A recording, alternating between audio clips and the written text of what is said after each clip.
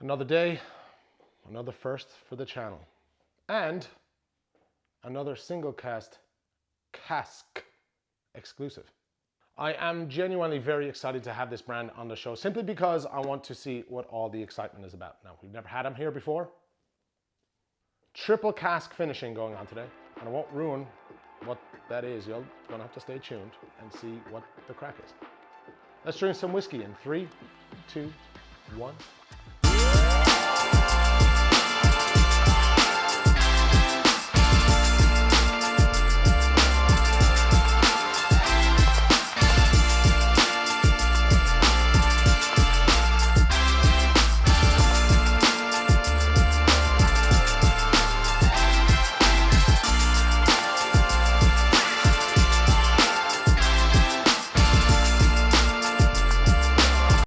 Welcome to Whiskey and Whiskey. I'm the Whiskey Chaser Brian here in Christy's bar, Kilkenny. Hope you're keeping well. So the dust has well and truly settled on my most recent tasting at the start of April. I had 6 absolutely beautiful whiskies, and a number of those were exclusives.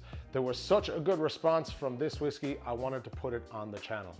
And damn, I will admit, I was very impressed.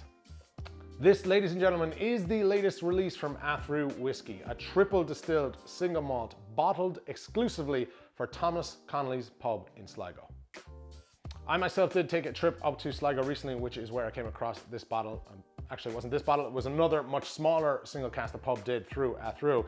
But I was told about an upcoming release that was due in before St. Patrick's Day. And we eventually got our allocation here a couple of weeks ago.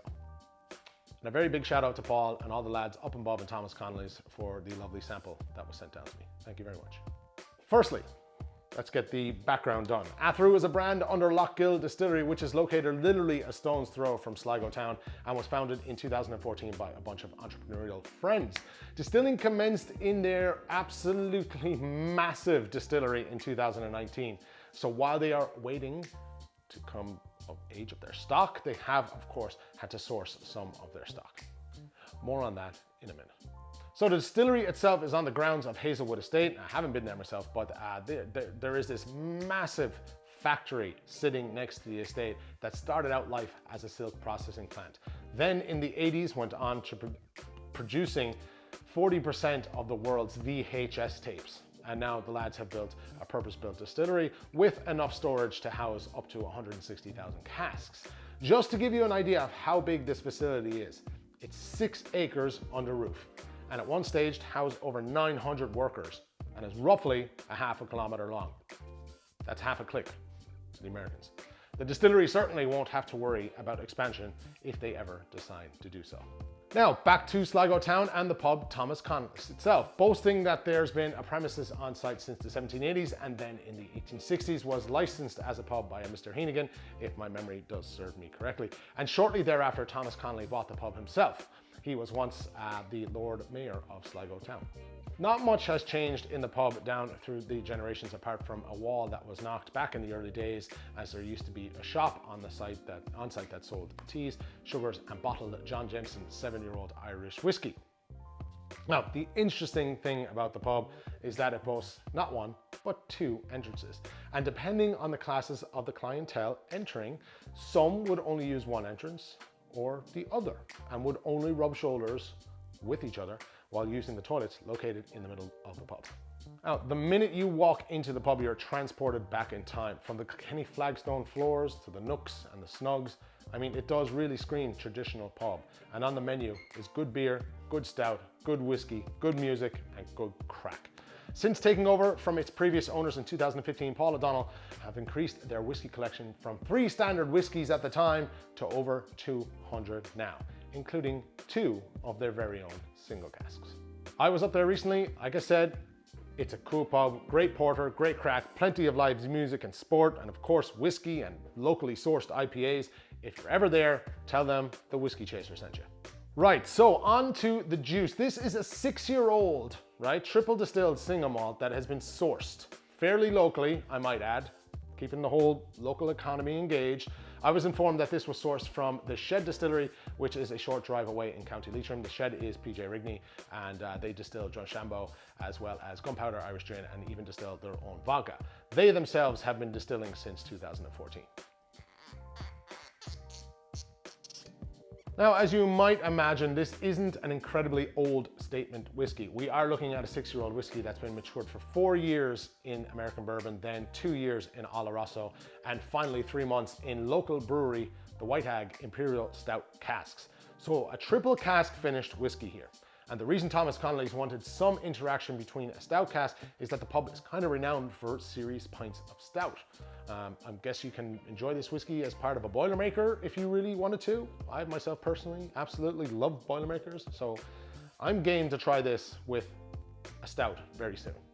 Before we move on to the tasting, if you haven't already, make sure you are subscribed. And if you liked this video, consider giving it a share and a thumbs up and showing the whiskey chaser, that's me, some love.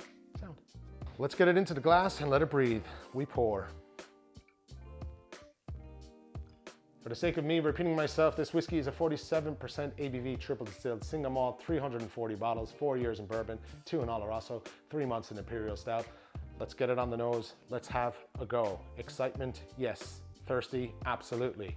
Let's do it. Okay, so give it a chance to breathe a little bit. On the nose. Straight away, I'm getting more Oloroso than bourbon, but they are there. So you're getting your deep dried fruits, deep fried. It's because I had eggs this morning, thinking of fried eggs. Your deep fried Oloroso notes. Oh, Jesus, deep dried Oloroso notes. Then in the background, you're getting obviously your very lovely bourbon notes. You can tell that the toasted oak from the bourbon, and you're also getting a slight bit of caramel notes on the nose as well. Slightly overpowering is overtaking the bourbon, obviously, is the Oloroso. And then on the night too, I found this as well. I struggled to get much interaction of the Imperial Stout. Now, there is a tiny bit of dark chocolate bitterness there, so I understand that's probably the stout coming through in it. I mean, it has only had 3 months, so you're not expecting, it's not gonna obviously be in your face. It is gonna yield certain nuances from that, but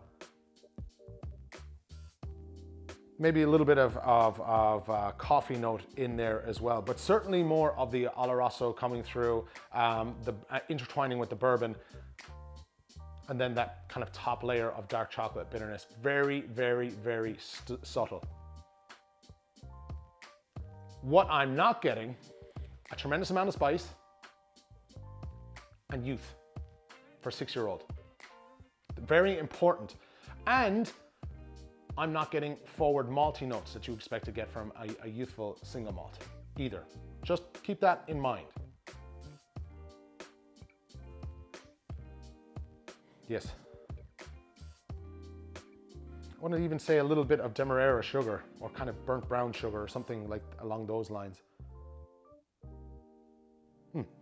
Anyway, Sláinte.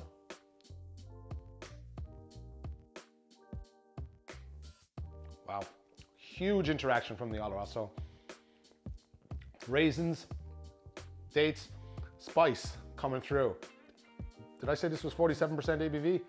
46%? Let me see. Well, hold on a second. Ah, shit. Come on. 47% ABV. There it is. Really tiny letters. So, doesn't drink like a 47, drink a little stronger than 47 on the palate, but those lovely Oloroso notes intertwined with the nice caramelly, dark brown, burnt brown sugar from the bourbon. And because I was talking, I need to take another mouthful. Sláinte. Little waxy. Little waxy. It's not overly thick, but it's not too thin. Yeah, the Oloroso really doing a great job there of combining everything.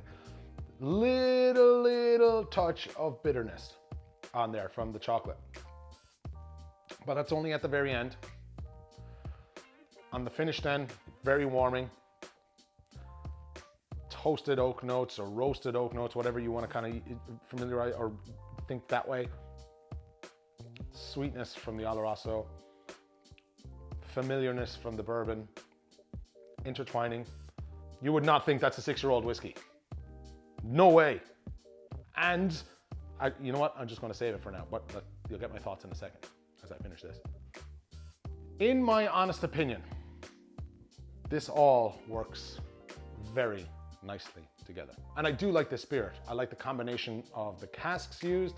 It certainly doesn't drink as young as you would think, and the spice would lead me to believe it was a higher ABV. The only downside I think to this is the lack of the Imperial Stout notes I get. Like, it was only in the Imperial Stout for 3 months, right? So they are very, very subtle, and for me, quite hard to pull apart. But that could just be me, my nose, my palate. Apart from that, really, really good. Another slight downside, I think, and it's because I'm a stickler of this and we have to mention it, is the retail price. I think 95 euros for this is a little on the high side for this age release. But again, and I'm not making caveats here, single casks, so value is in the eye of the beholder. I've checked online and there does seem to be a few left in stock, so I will of course leave a link down below to the website so you can check it out more for yourself and check out Thomas Connollys pub, because it's a fantastic establishment. Now, on the night of the tasting, everyone had agreed that this was up there with some of the best of them that we tried on the night, and they also all agreed that it didn't drink like a 6-year-old whiskey. So well done to all involved, because I would happily sit down and drink that all night. Not that I ever would, of course. Drink sensibly. Now, that is it. We're going to finish it up there for this week and this episode of Whiskey and Whiskey. I hope you enjoyed it. If you have had a chance to try this release, you got your hands on it yourself, please let me know your thoughts below. And what did you think? Did you agree? Did you get some of the notes that I got? As always, a huge thank you to the lads here in Christy's for their support. Don't forget to check them out online also. And of course to the folks and the good folks up in Thomas Connollys who sent me on a free sample of this as well.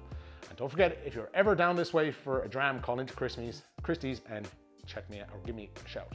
Okay, that's it. I have to head off. Until next week and the next episode, I'm the Whiskey Chaser Brian, and we'll talk to you soon.